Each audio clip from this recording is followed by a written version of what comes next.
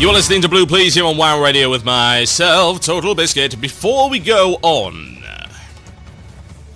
it's time to care about the world around you, folks. Not in that sort of happy, lovey-dovey, tree-hugging way, but in the practical, oh dear, something really, really, really, really bad happened, and you should help out way. So, you'll have heard about the earthquake in Haiti, unless you're living under a rock. In which case, I would strongly, strongly recommend that you get the hell out of there. Start paying attention. So, there was an earthquake. Really, really, really bad earthquake. Tens of thousands of people dead. Incredibly depressing. Dark, dark stuff. However, the aid agencies are arriving, and you can help out. So, if you head over to tinyurl.com/earthquakedonate. Head over there. I've set up the link to a page on Lifehacker, which has got a bunch of ways to donate to the appeals to help rebuild that country and avoid getting scammed in the process. It's a very good article from Lifehacker. Go check it out. Go, you know, just give what you can, really. I gave the last £10 that I had, because, to be honest, I think they need it more than I need a cheeseburger or whatever. And hopefully I'll be able to donate more when I actually get paid. It's incredibly sad, and to be honest, it's very depressing to go on the CNN site and note the poll, which has got a number of options for this poll saying, how are you helping Haiti? 56% of people say, I'm not. Wow. Douchebags. Really. It's a dark world, folks. Make it a little brighter. Right, so we've got a really interesting little piece of information here. And indeed an accusation from a Night Elf Druid. Nasty.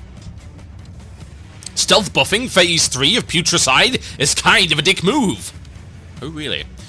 So, big, long wall of text here. I'll try and condense it down as I can. For those who haven't done Phase 3 Putricide, if you watch the videos of the 25-man Putricide kill before Thursday, you'll note that the Phase 3 stacking damage is totally manageable. The debuff in the tank stacks 4 to 5 times. It takes for something completely healable, like 4 to 5k. Speculation said that the scale on this debuff was bugged, and the damage would be increased later. Now, once you hit Phase 3, the damage of the debuff triples per application. At 4 stacks, the debuff ticks for a manageable 4 to 5k. Then at 5 stacks, the debuff starts ticking for 12 to 15k. This is not manageable healing. Basically, Blizzard is forcing you to either deal with a very tight soft enrage timer or use 3 tanks, which is a simple solution, but not one you see coming. Really? Not one you see coming?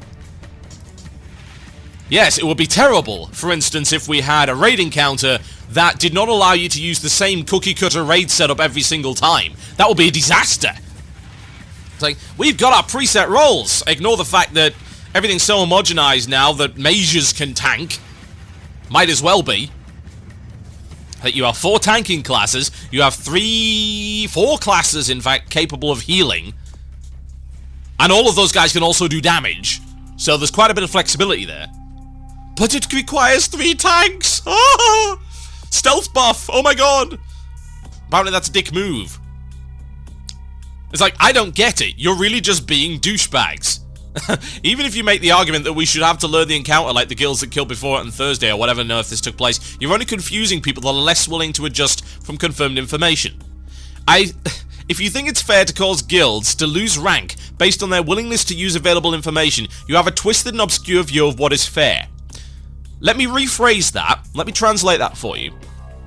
If you think it's fair to cause guilds to lose rank based on their unwillingness to learn a fight properly, then you have a twisted, obscure view of what is fair.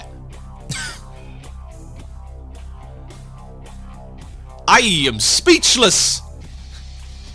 How dare Blizzard force you to learn a fight, and how dare Blizzard force you to adapt when changes are made that are entirely justifiable! And guess who justified them? It's my favourite blue. He goes by the name of Valnoth. Valnoth is awesome! I love Valnoth. Valnoth is great. He's the lead world designer. He speaks truths and doesn't afraid of anything. Now, as a point of clarification, he says, I can imagine him saying it in a really boomy voice. Let's see if I can somehow emulate that. So down from the sky, striking like a thunderbolt through the clouds, smiting both man and mountain beneath. Valnoth says this. As a point of clarification, this was not a buff so much as a bug fix. The AEs being cast by the Abomination Driver in Phase 1, Phase 2 and the tanks in Phase 3 were being affected by the player AE cap, thus diminishing the amount of raid damage being done in 25-player Putricide. We fixed that bug in hotfix. Of course, we waited until Tuesday's server maintenance to apply the hotfix so as not to unfairly punish people that raided later in the week. Furthermore, the encounter was designed to utilize 3 tanks. If you're just barely making the DPS check, killing Putricide with 2 tanks, you might have a problem. Essentially, if you're using 2 tanks and both tanks are at 4 stack, your raid should be dead. With that said, I have a hard time believing a guild capable of meeting the DPS requirement for Festigut can't make a substitution in their raid comp to overcome the bug fix. If all else fails, zone-wide buffs will be available soon, allowing you to crush Professor Putricide, see his oozes driven before you, and hear the lamentations of his abominations. That's just how it goes in my head, honestly. If he actually talks that way, then I don't know, there might be a bit of bromance going on there. Let's be honest. Right. So that is a perfect explanation. I love this guy. He's so cool. He's even better than Ghostcrawler. Ghostcrawler's like sort of tippy toes around the problem. Valor's like, here's some honesty. Here's a big bag. Here's a truth clear strike. Yeah, that's what it is. That's the kind of communication we love. I commented on this last week. He's still going. The higher-ups haven't told him to stop telling the truth. So much whining. Back in my day, folks, back in my day, we had to try different setups in order to succeed. Back in my day, bosses were more bugged than they are these days, and often had to have frequent adjustments, which would cause a change in tactics. Yes, some bosses would get harder, some bosses would get easier. That's the way it goes. Invariably, fixing a bug in a combat encounter is going to affect the difficulty in some way, whether it make it harder or easier. And you have to adapt to that. That's what a raiding guild does. That's what a real raiding guild does. It's laughable, really.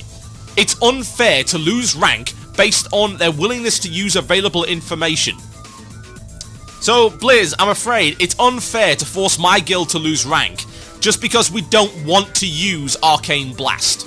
Now, the mages, they don't want to use Arcane Blast, regardless of the fact that it's the optimum DPS rotation. We don't want to use it because we don't feel like it today, honestly. We don't want to use it. It's unfair. We're losing ranking. It's unfair. I'm not doing as much DPS. It is unfair, Blizz. You must cater to me. To me. Yeah, right. What a bunch of scrubs. Now, this fix makes perfect sense. Now, it's amusing because he then goes on to explain the rationale behind the 3-tank thing, yeah? There was a quote here, why would you require the fight to use 3 tanks when the 3rd tank is clearly going to be rather useless until Phase 3 and all the fights previous to Yogg 0 only require 2 tanks? What, does that mean that you only need 2 tanks on everything? No. That doesn't mean you're going to need this for all time. It's not some cookie-cutter setup. This never happened back in the day. We'd have off-tanks who might need to come in for certain encounters. I remember that. I remember all of those raids back in TBC and Classic. Yeah, the amount of tanks is going to vary. Sometimes. Last I checked, you needed 1 tank for, say, whatever the hell he's called. Something the Impaler, or the Northrend Beasts. And then you need 2 tanks for the second bit, and then 1 tank again. Blizzard, how dare you! The 2 tanks are only useful in Phase 2! Nuff! Nuff! Oh, come on. You can't expect to be 100% effective 100% of the time if you're a hybrid with switchable roles. Let's be honest here. You got a boon thrown at you with dual spec. That's just the way it works. Not all encounters are designed that way. They never used to be, and they don't have to be either. There's no magical rule saying, oh well, 2 tanks. Gotta be 2 tanks. No. I remember Veil Straz that have had a fit. Let's blow up the tanks every 20 seconds. How many tanks do you need? Well, many tanks. Left side. There's no problem with variation in roles, honestly. It makes me wonder, actually, if once we get to that silly, was it Dreamwalker fight? I don't know what it's called. It's a fight which involves a lot of healing. It's later on. I wonder if we'll need more than 2 healers. Will that give us a headache? Will that be whined about? Ah, how dare you? So, Valnoth explains the design decision here, mainly to force you to burn a raid spot for a tank, thus having less DPS to work with, and secondly to see a glorious 3-way tank swap at the end. I remember 3-way tank spots, weren't they great? Awesome, yeah. Maybe you should start thinking about your poor tanks, eh? Remember the 3rd wheel that you make switch to tank spec for Marigar and force rotting tank loot on? That person has feelings too. I like this guy. He's factual and sarky. He's my kind of bro. Now, I'm totally fine with this, honestly. If I had the ability to, say, switch my roles, then I would be absolutely fine with that. It'd be kind of nifty, to be honest. Playing a lifelong mage and, like, a rogue for 3 months or whatever, I do see the appeal in being able to do something that's not damage. Now, I suppose some people might cry and scream and squeal that, oh, well, I'm prot-spec'd for this part of the encounter, so I can't do as much DPS. Well, last I checked, the encounter was balanced around that. They understand that if you are some kind of tanking spec, your DPS is not going to be as high as everyone else. But unless you're obsessed over the meters, who cares? The point is, you're supposed to be performing your role in an effective and efficient manner. Not screwing up, not standing in the fire, not blowing up the damn raid. That's what's required of you. Not to be number 1 on the meters if you're a tank. So why whine? Oh, well, it's not very useful for this. Okay, so that's how the encounter's designed. Big deal. It's amusing how much people can absolutely ignore the facts. It's like, yeah, it might not be an easy change to work around. It's not supposed to be an easy change to work around. They stated it clearly in black and white. End-wing bosses are supposed to be hard. This is the second time that Putricide has got something that constructively constitutes a buff. Yeah? It's like, you didn't buff it. You didn't go out of your way and say, right, we're buffing this encounter. No, we are fixing this encounter, and it just happens to, coincidentally, also cause the fight to get a bit harder, because it wasn't working as intended. So they're fixing bugs to the encounters, and you're crying. And when they don't fix bugs to the encounters, you, what, cry? And when they just leave the encounters as they are, you cry?